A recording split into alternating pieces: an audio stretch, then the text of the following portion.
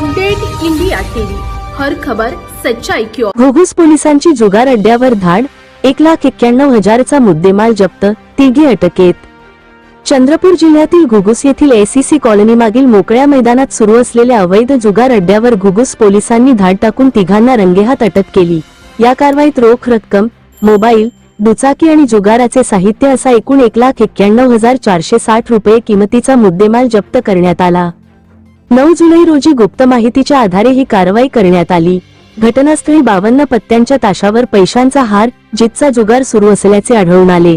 दरम्यान 3 आरोपी पसार झाले असून त्यांचा शोध सुरू आहे। या प्रकरणी घुगुस पोलीस ठाण्यात अपराध क्रमांक 224/2026 नोंदवून महाराष्ट्र जुगार प्रतिबंधक कायद्यान्वये कलम 12 अंतर्गत गुन्हा दाखल करण्यात आला आहे। पोलीस निरीक्षक प्रकाश राऊत यांच्या मार्गदर्शनाखाली सहाय्यक पोलीस निरीक्षक प्रफुल्ल दाहुले, पवन राठोड व गुन्हे शोध पथकाने ही कारवाई केली। घुगुस परिसरातील अवैध धंद्यांविरोधातील कारवाया यापुढेही अधिक तीव्र करण्यात येणार असल्याचे पोलिसांनी स्पष्ट केले आहे। प्रतिनिधी साहिल सय्यद।